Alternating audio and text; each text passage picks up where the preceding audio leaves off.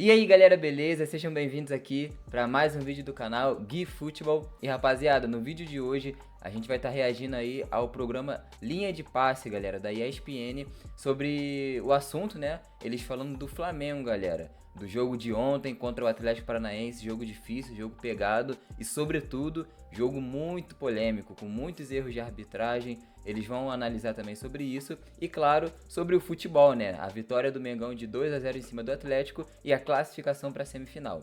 Bom, mas antes disso, eu peço que você se inscreva no canal, beleza? Deixa o joinha no vídeo, deixa o like no vídeo, faça seus comentários, se inscreva no canal. Para você que não é inscrito, se inscreve aí, faça parte do canal Gui Futebol, compartilhe esse vídeo também com seus amigos, com as suas amigas, para que o canal cresça cada vez mais, beleza? Continue crescendo cada vez mais. Eu conto com a sua ajuda e com a sua colaboração, beleza? Vamos lá pro videozinho de hoje agora. Não está no ângulo certo, sabe, o frame que não é o ideal, o pacote que não é o melhor para o futebol brasileiro, um outro ângulo que poderia mostrar uma outra coisa.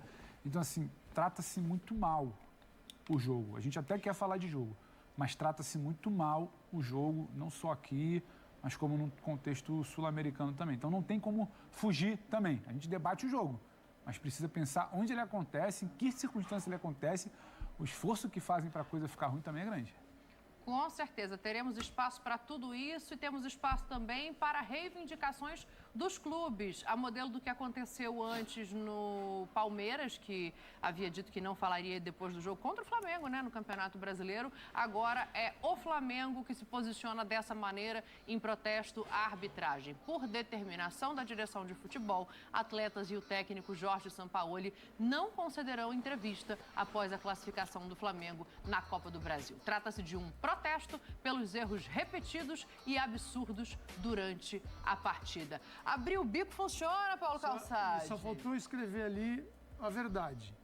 E por causa disso vamos punir nossa torcida. Porque o linha de passe não vai sair do ar, porque o São Paulo não vai falar.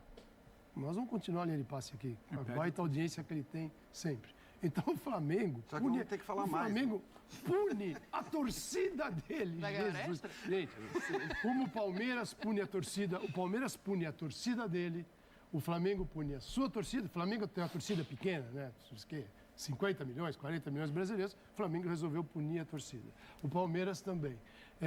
O amadorismo deste 2023, nós estamos caminhando para um amadorismo no futebol. Por exemplo, gramados dos anos 80.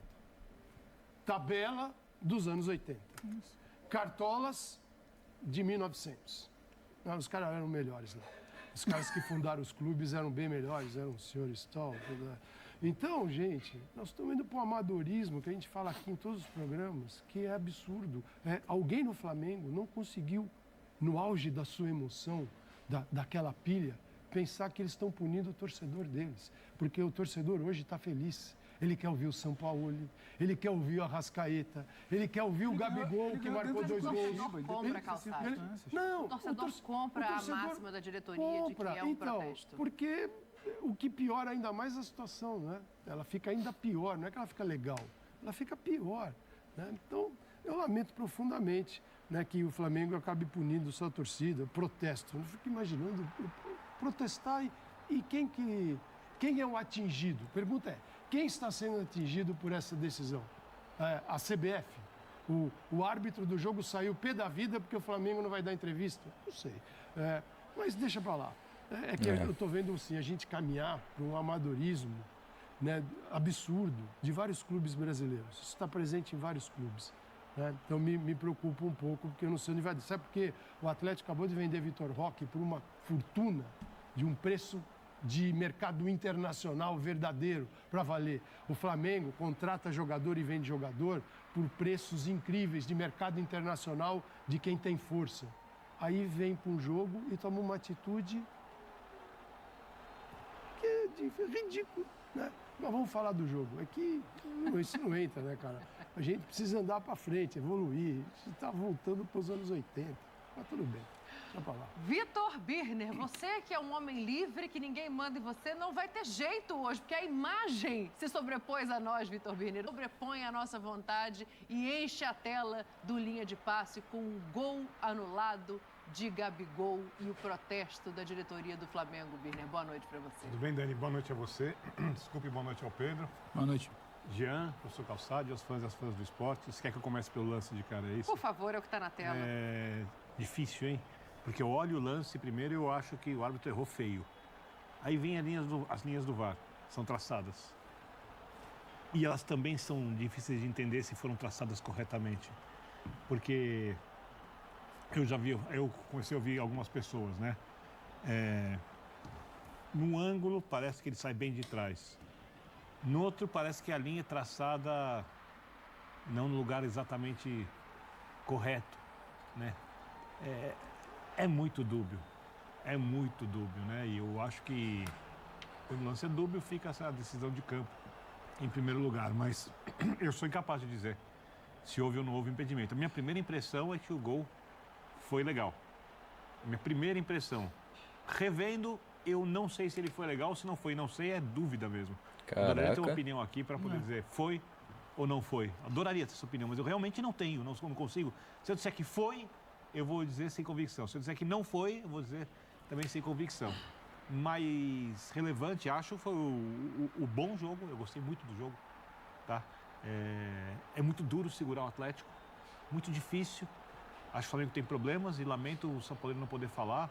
Eu respeito quando não quer dar entrevista, mas esse cara é uma decisão da diretoria que está fazendo um protesto e quando você protesta por algo para que algo seja modificado. Mas eu confesso que eu não entendi exatamente. Eu também não entendi o que a direção do Flamengo pretende protestar. A gente acha que a arbitragem é ruim, então a gente vai ficar em silêncio. Me incomoda um pouco porque a gente está ainda numa semana em que o futebol deveria estar de luto por causa da morte de uma torcedora de clube.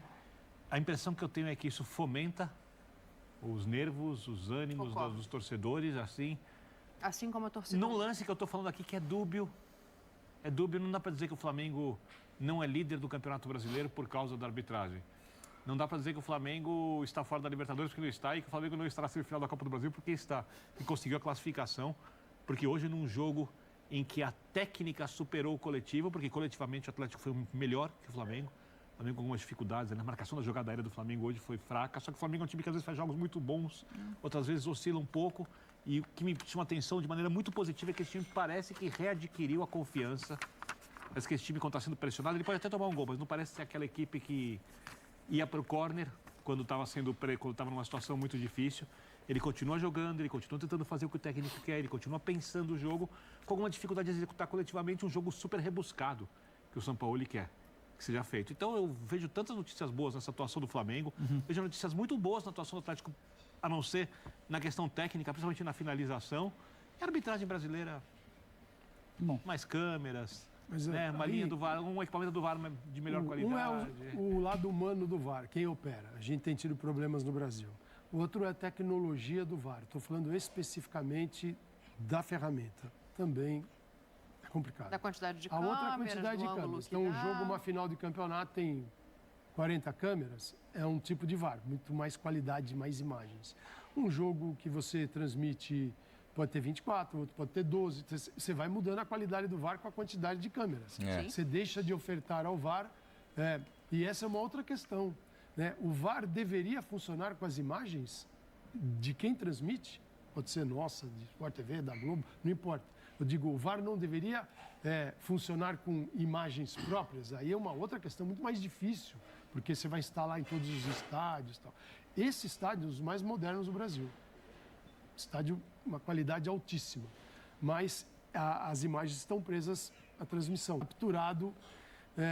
O lance de impedimento, então fica muito difícil dizer se a linha está traçada certa, onde ela está traçada. A sua impressão na primeira jogada foi de quê? Primeira foi de gol. Eu olhei e falei, nossa, vai dar o gol. Revendo, você ficou na dúvida, é isso? Aí fica para cá, para lá, porque... Né, onde a linha... O VAR não era para dar clareza? Não, mas...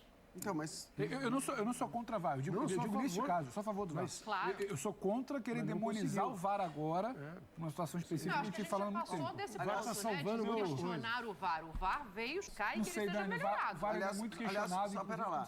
Uma coisa, antes de falar de VAR, vamos lembrar que o Bandeira anulou o lance no campo, tá?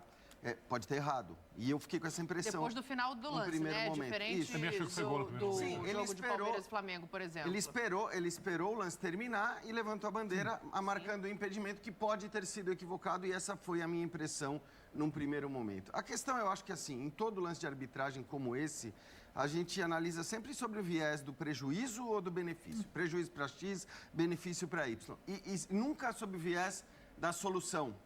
Como é que a gente vai resolver esse problema?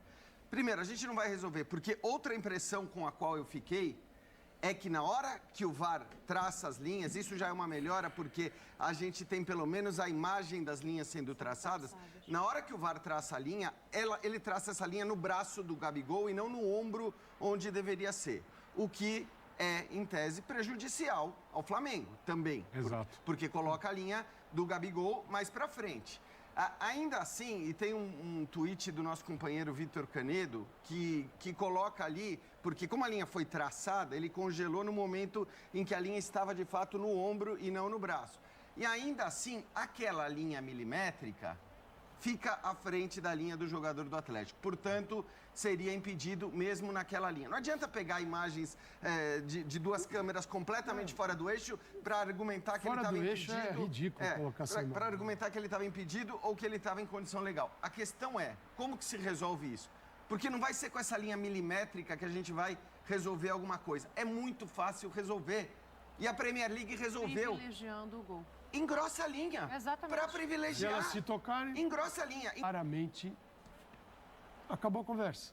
O gol não é válido. Se elas se tocam, é porque estamos falando de milímetros que, Centímetros. na hora de traçar a linha e de parar ali no frame, que a bola sai do pé do jogador, se você errar, se não tiver perfeito, você anula um gol. Então você anula, você valida. Fica uma conversa Da de maneira maluco. que é feito hoje, o humano que opera aquela máquina que está ali, ele acaba ficando muito exposto.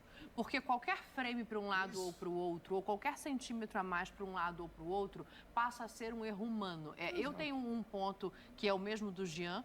A minha única percepção desse lance que me deixa em dúvida não é a câmera, não é o ângulo, porque isso é igual para todo mundo em qualquer impedimento. Todos os times estão sendo prejudicados. O meu ponto é a partir de que lugar do corpo do Gabriel se traça a linha, Essa é a grande que é a questão. exposição. A minha percepção é que ela está aqui e não está aqui. E aí, por isso que eu estou citando esse tweet do Vitor Canedo, que pega o momento em que a linha está justamente em cima do ombro. Porque como a gente vê esse processo, basta você congelar a imagem e ver aonde a coisa vai terminar. De qualquer forma, quer dizer, se a gente não pode afirmar e a gente não vai poder afirmar que estava ou que não estava impedido, eu acho que assim, o que a gente precisava discutir é como que a gente faz para que um lance como esse depois, primeiro, não coloque tanto poder na mão de quem está traçando essa linha. Tem que ser rápido. Porque aí, vamos lembrar, existia um conceito de mesma linha no futebol antes do VAR. Esse conceito, se você tem uma linha dessa grossura, milimétrica do jeito que é, não existe conceito de mesma linha, porque nunca as duas linhas vão estar exatamente... Se você faz como fizeram na Premier League, engrossa as duas linhas, e essas linhas, e ainda mais, se essas linhas se tocam, você já considera que a condição é legal? É isso, o conceito, o espírito do impedimento, ele é mantido. Agora, Daí, não é tão difícil pensar nisso, mas parece ser. Podiam fazer isso mesmo, né? Podiam fazer isso. Lance claro de impedimento. Então, se o Flamengo está abraçado nisso, ele tá assim, levando adiante uma guerra que ele vai travar diretamente com o Palmeiras. Flamengo prejudicado. Assim, o lance não mostra claramente que foi gol nem que não foi. Pô, que isso. A gente vai cair no papo do Jean. Onde é gol e onde não é? Você põe aqui a mão na sua axila, na axila. Não concordo, Pra mas cima beleza, da axila, né? Pra mim foi muito gol. Para baixo da axila, braço. Mesma linha, Certo. cara. Tá? Então, daqui você pode marcar gol com o ombro. Abaixo da axila é braço. Não é. Aí é fácil, todo mundo tem axila. Né? Então dá para cada um em casa tentar saber se o seu Mas do jeito gol que tá a linha, tem uma que é mais gordinha, outra que é menos, vai complicar. Vai tomar magrinho, outro também.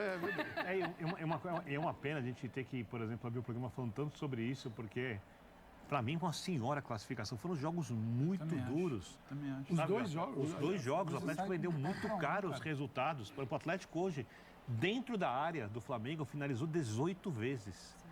A bola aérea do Flamengo ali com alguns problemas. O Flamengo, quando pega a bola e quando conseguia fazer a transição, e estava com dificuldade para fazer a transição hoje para o campo de frente, porque o Atlético marcou muito bem e o Flamengo não está ainda preparado como o São Paulo gosta. Os times dele sempre fazem isso muito bem feito. O Flamengo no ataque é dramático. A dor intensa chegou pra valer? Novalgina 1 grama faz valer. Vale, porque combate até A situação para o time adversário, o Arrascaeta pega na bola, ele acha soluções para jogadas que raramente a gente vê em outros jogos, de outras equipes da América do Sul inteira, sabe? Então, é uma pena que a gente tem que falar de arbitragem, a gente tem que discutir esse lance numa questão sem solução, quando a gente tem ali um senhor jogo de futebol para falar. Um senhor mata-mata, porque o futebol brasileiro, a gente estava discutindo outro dia isso com o Calçade, hoje ele é melhor do que ele era 3, 4 anos aqui dentro. Os jogos são mais rápidos, taticamente os jogos são melhores, a chegada de técnicos estrangeiros está ajudando o jogo a ser desenvolvido. O Mano Menezes falou isso pra gente outro dia no Sport Center. Ele disse, os estrangeiros estão melhorando. Eu achei incrível um treinador, porque ser um treinador, eu vi isso no treinador brasileiro, você ouve ao contrário, né? Não precisamos, no Brasil, não. Ele falou claramente. Eu achei bacana. Você vai ver poucos jogos desse nível na Libertadores, talvez. Falando da disputa, assim, do nível, sabe, competitivo. Você está falando da última final. A última final. Os jogos foram melhores que o jogo da final. Não, sim, eu tô Ambos os jogos foram melhores que o jogo da final. Estamos falando da última comparação, final. jogo de futebol. Com toda certeza. Né? Quando a gente fala para quem quer assistir um jogo de futebol, olha, o cara tá torcendo e quer que o time dele ganhe. Jogando mal quer que ganhe, mas é melhor, ainda mais o flamenguista, que é o torcedor mais exigente que tem. Quando a gente fala de estética de jogo que flui com a bola ofensiva, o torcedor mais exigente que tem no Brasil, há algum tempo é o torcedor flamenguista. Então, foram jogos muito bons.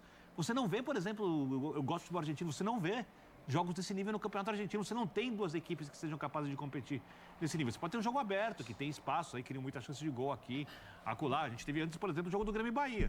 Tinha uma hora ali que tinha chance de tudo quanto é lado. Mas o jogo não foi bem jogado como foi o jogo do Grêmio. O Atlético e o Flamengo, ambos, o classificado e o eliminado, lógico que é um confronto difícil, porque entre eles fizeram o jogo melhor do que o Grêmio fez contra o Bahia e que o Bahia fez contra o Grêmio. Então foi um belo jogo. E a gente está discutindo aqui um lance dificílimo, simplesmente porque a nossa tecnologia de arbitragem no estádio moderno é insuficiente para a gente ter uma conclusão fácil. Bom, indo para o jogo, você acha que tem algo, o Flamengo, no caso do Flamengo, tem algo para o São Paulo pensar, porque ele conseguiu melhorar no segundo tempo. Tanto que o gol impedido mostra isso. Ou não. Eu digo, impedimento ou não, o gol, tá? Que é o seguinte, o que aconteceu no primeiro tempo? O anulado, que é um fato. Você tem Thiago e Hugo, 2.